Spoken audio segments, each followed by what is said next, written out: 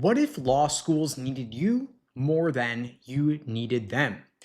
I know it sounds backwards because law school admissions can feel like a one-way power dynamic where they've got the rankings, they've got the prestige, they've got the leverage, and you're supposed to be grateful just to get a spot on the wait list. But there is something big changing, and almost nobody is talking about it yet. I'm talking about something structural.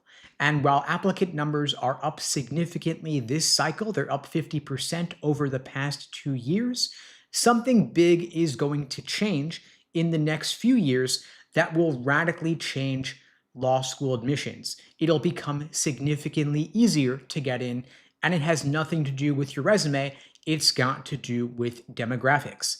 There is a phenomenon happening in the US economy called the demographic cliff.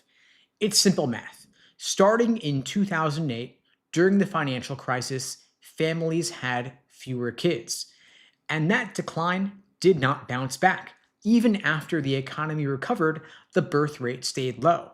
People delayed having children or didn't have them at all, which brings us to today, nearly 20 years later. Those babies who were not born in 2008 would have been 17 today, finishing high school, going off to college, starting law school, but there aren't as many of them because of the declining birth rate. And so we're seeing a 20% drop in birth rates over a shorter period, meaning there are millions of students that law schools and colleges could accept who just are not even going to apply, which means that colleges and law schools will be competing for a smaller and smaller group of applicants. So in other words, fewer kids means fewer high school graduates, fewer college students, fewer college grads, fewer law school applicants. And law schools aren't feeling the pinch yet, but they do see it coming. And when it hits, it's going to hit fast. They are modeling and tracking this in the Higher Education Demand Index, which predicts massive declines in enrollment starting this year in 2026, accelerating into the 2030s. And the hardest hit groups are the very students most likely to apply to grad school. And so, translation, if you're applying to law school in the next 3 to 7 years, you're going to be entering the system at a time when schools are seeing fewer applicants and they have more pressure to admit, which means you're not going to be competing with as many people. Schools are going to be less selective because they don't have a choice, and you'll be more likely to get in and more likely to get scholarship money also. And the best part is you don't even have to do anything manipulative or unethical to take advantage of the shift. You've just got to understand what's happening and make smart decisions. Now, I've been teaching the LSAT for the past 20 years. I've seen a number of changes over the decades. I've seen the 2008 financial crisis leading to a spike in law school applicant numbers in the short term as people look to wait out the economy. I saw it again in 2020 with the pandemic. I saw it again in the last couple of years with the so-called Trump bump in the presidential election cycle and all the economic uncertainty that results from AI and the disruption of the economy as a result. People are basically looking to go to law school to wait out the bad economy, hoping that things turn around a couple of years later. And so I've seen the full journey that applicants go through. I see the panic that sets in when somebody scores below their practice average, the financial stress of taking out hundreds of thousands of dollars in tuition to pay for the loans to pay out for the tuition, and the pressure of getting into a top law school. And so when I say that law school is going to become easier to get into, I don't mean it's going to be a cakewalk. I just mean the game is changing. And what this means is that you've got to look at the birth rates that happened back in 2008. Fewer kids, a precipitous drop continuing into today. In 2007, the fertility rate was around 2.1, which is the replacement level. Today, it's closer to 1.6. And so that chain reaction means that law schools that are tuition dependent are going to need to dig deeper into the applicant pool to maintain class sizes. Because Harvard, Yale, Stanford, they've got massive endowments. They don't need to rely on tuition dollars to maintain their overhead. And schools in the bottom tier, they can't dig much deeper because they risk taking on students who will drop out of law school, are going to fail out, and won't be able to pass the bar. But the schools in the middle, they're in the sweet spot where they could increase class sizes a little bit, and they could also dig deeper into the pool, meaning that it's going to be easier to get into those schools. They will have to, no choice but to lower their standards a little bit, which means LSAT medians will drop, GPA medians will drop as well. And the only way that schools will be able to avoid dropping those medians would be to give scholarship money. And so while it's going to be easier to get in, for you as an applicant, very little changes, because what you want to do from your perspective is apply with the strongest numbers possible. Now, your GPA might already be pretty fixed at this point in time, because if you're applying to law school, you've probably already finished out most of undergrad, but the LSAT score still remains the biggest factor that you can control to maximize your outcomes.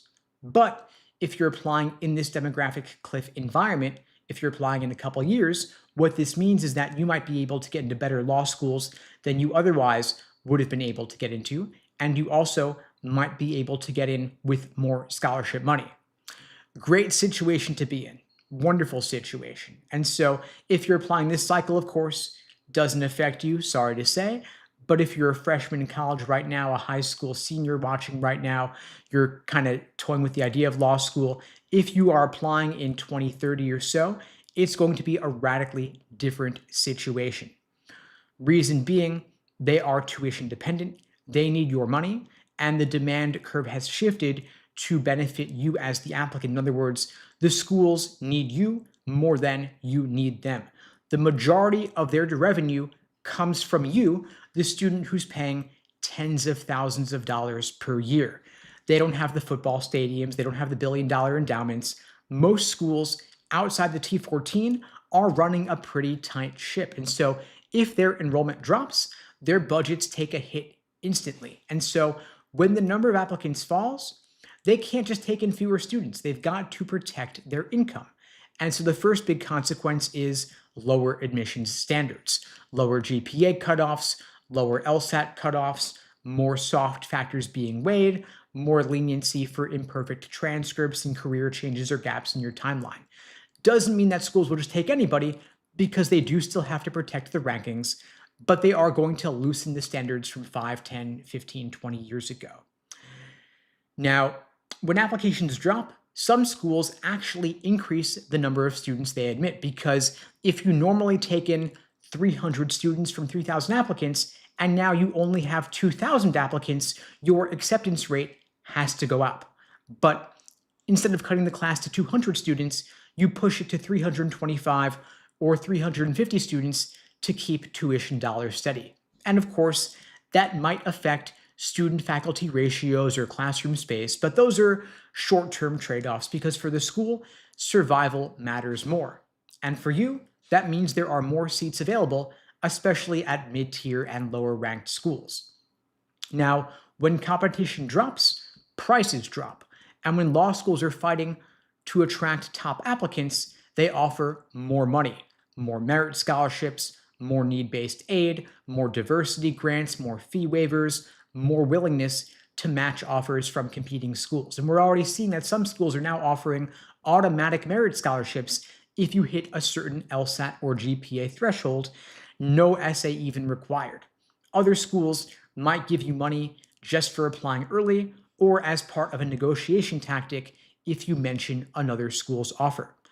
We also are seeing schools simplifying the process with easier applications. They're waiving application fees, they're making essays optional, they're giving priority consideration for early applications, and some schools even send out preemptive acceptances, kind of like when a credit card company mails you an offer without your even applying, because they want to lock you in early. If they can grab your attention before you hear back from a better offer, they win. And this is all to your benefit if you know what to look for and how to use it.